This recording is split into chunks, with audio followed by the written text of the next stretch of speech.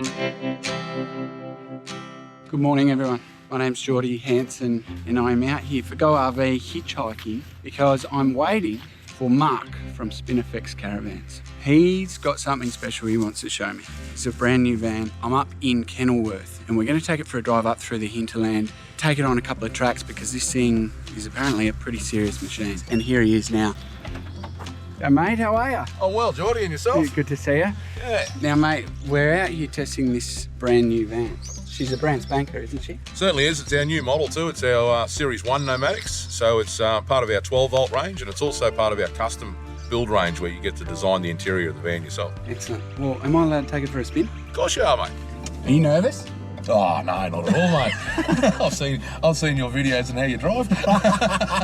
That should make you nervous. Oh, yeah, I know, but you haven't seen me drive yet. That's true, that's true. Doesn't feel that heavy, eh? How heavy is it? So the tare weight of this van is 20'6". Oh, that's an internal measurement too. But so its tare weight is 2760 kgs. Yeah. And it's got an ATM of 3500, so it suits perfectly behind the Ford Ranger. That's really good, yeah. Yeah, for reference, this is a Ford Ranger with a 3.5 tonne towing capacity. You don't have to pull it with a truck.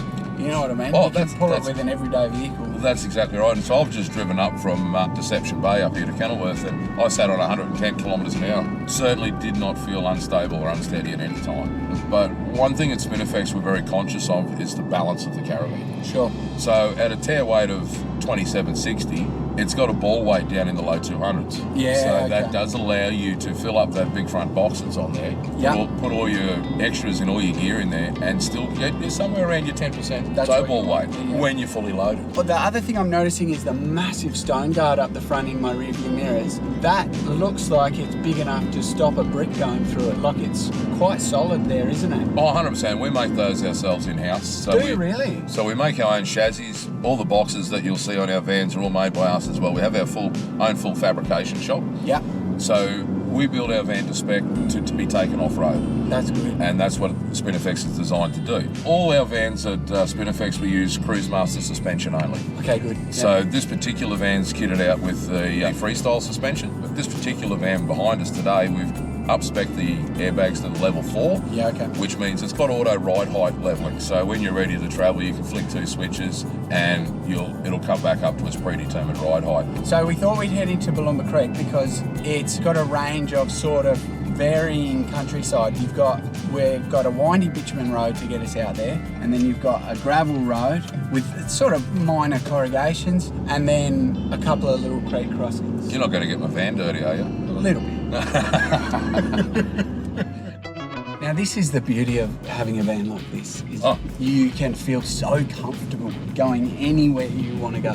That's exactly right, George. And it does it with ease. You got to be happy with that. Absolutely.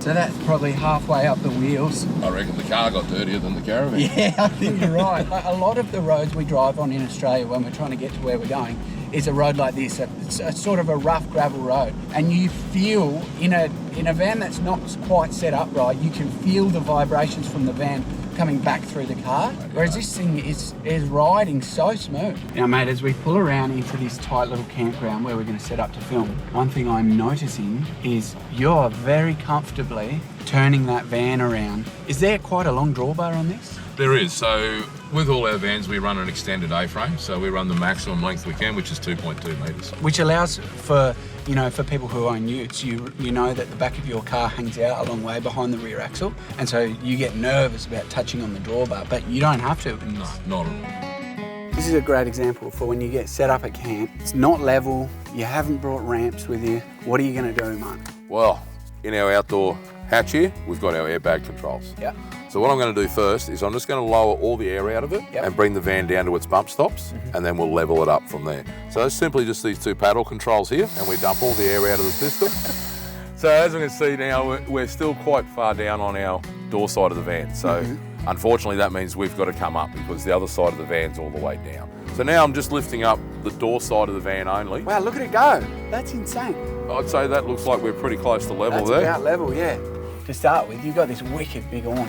Oh, look, that's right. And you'll notice the awning goes out the opposite side of the tunnel boot. Ah, yes. So if you wanted to have a slide-out kitchen, you're cooking underneath your awning. That's a massive boot space in there. That is huge. Obviously there, that's where you've got your compressor system. Compressor system. We've also got the AV plug-ins and the TV brackets. We've also got our standard drop-down table, which has got 240 power at the table as well. 2 speakers on the outside. Yep. And then some lights out here. They've got 2 modes by the looks of things, do they? Yeah, that's correct. So you've got your white light and you've got your amber light. So run us through the setup. So that looks like a DO45. That's correct. Here's the slide jack. That's right. Rather than a standard jockey wheel. Again, this is a Cruise Master product. Okay. So we get that with suspension. So to lower this jack down, you simply pull that pin out, locks into place. Oh, how good's that? And we wind it down to get it off the vehicle. And then I can see up here we've got a couple of jerry can holders. Yeah, jerry can holders are standard on our boxes. Could also be firewood. So this one has a slide tray. Your Honda 2.2 generator will sit on there. So this van standard has 400 amp hours of lithium, yep, 700 watts of solar, yep, and a 2000 VA inverter, all Victron gear. So this front filler here fills 2 80-litre tanks, so that's got 160 litres. Yes, wow. Then you've got another 80-litre tank at the back. Wow. So, and then you have an 80-litre dedicated drinking water tank. Other things we've got in this area here, so that's our Starlink connection. This here's the hatch behind our fridge. So what this allows us to do is to get to the back of our fridge. Oh, yes. So we don't have to pull the fridge out to do any maintenance on the back of it. Other things we've got, so this particular van's got the standard Thetford chemical toilet. Oh, yeah. So we've put the SOG filter on here. It'll extract the air out of the top of the cassette and blow it out the side here. So you're not getting those cassette toilet smells inside your caravan. And then up there, obviously, is the camera. The reverse camera, yeah, just underneath that high mount stoplight. It's good.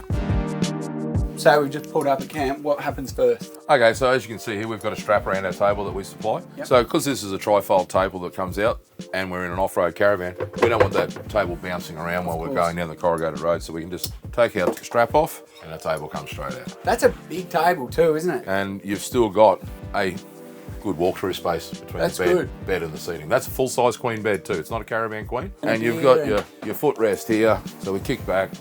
TV goes on the wall there. I'm living the dream. That's unreal. So our kitchen, so our standard sink, which is a proper household sink. Oh. Nice clean bench space, no cooktop. So in our drawer we have our right. portable induction. We bring that over, plug it into the wall. Directly below that, standard again in this Series 1 is just a 23-litre flatbed microwave, but we've up-spec'd it and put a 27-litre convection oven in. Leaves you with, like I say, when it's not on the bench, nice clean bench space. Yeah, that's right. Right. I like these latch. These are nice, aren't they?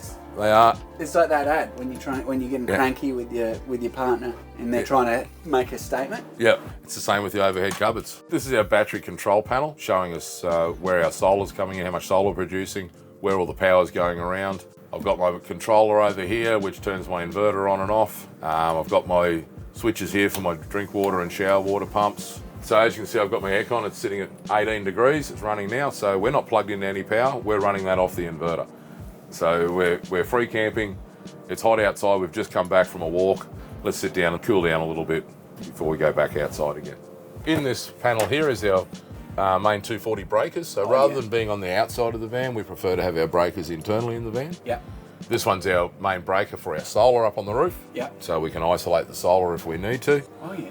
And then I've got my hot water and heater controls up here in the cupboard. You know, it feels really spacious and open, but cozy in a way. I think the size of the windows we use helps you there as well. Definitely. You know, like they're pretty much the biggest windows that Aussie Traveller makes. So then full-size queen bed. Yep.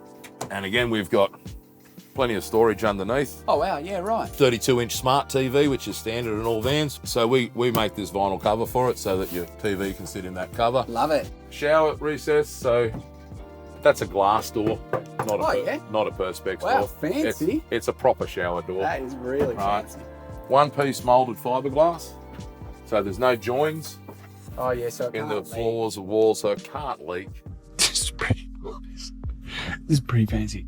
Mark stepped outside of the van for a second, and I'm just having a little look around by myself. It's really nice. It's so nice. They've just thought of everything.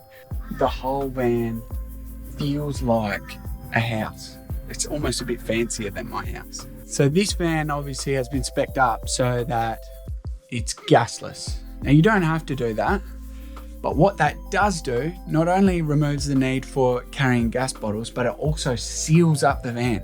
So you don't have to have vents that can let dust in when you're traveling on really dusty roads. You know how we've been talking this whole day about the fact that they've thought of everything? Have a look at this.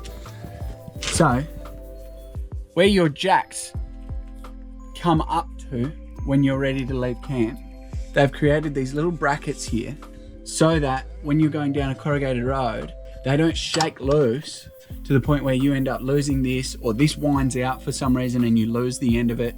It's held solid here on this bracket. It's like they've gone, what problems are we going to face? Maybe, and how do we avoid them? And I love that. It's been a wonderful day. We've been very lucky with the weather. It's a cracking day. The van has performed really well on these roads. We'd taken it for an extra drive up some gravel roads to a different campground nearby, and it's performed so well. One thing, you know, I'm thinking about is the build quality. Like, not only have you thought of everything, but you've put a lot of time and effort into making sure it's built well. And I think that, like with roads like this, that's pretty important. Now we're alone, I can tell you what I really think. And it's not good. It's great. I've always wanted to do that. They do that on MasterChef when they're judging food, and it just sounded fun. Now, in all seriousness, that's a brilliant van. What they're trying to do with this van is not only bring the weight down a little bit, but also bring that price down a little bit. So what that does is it opens it up for people who have a car that can only pull a certain amount. Perhaps their budget is a little lower than what the rest of their vans are. What you get then is that prestige, sort of really top tier quality van. You get that same quality, but in a smaller, lighter, slightly cheaper van. As someone who has lived long term in multiple vans, I don't want to be out there in the middle of nowhere and go, I wish there was this in the van. That's not up to me to decide. That should be up to the manufacturer, and that's what they've done. They know what it takes to live out of a van in remote situations. They've done a really good job. Well done, Spinifex. It's a good van, really good van. I'm impressed.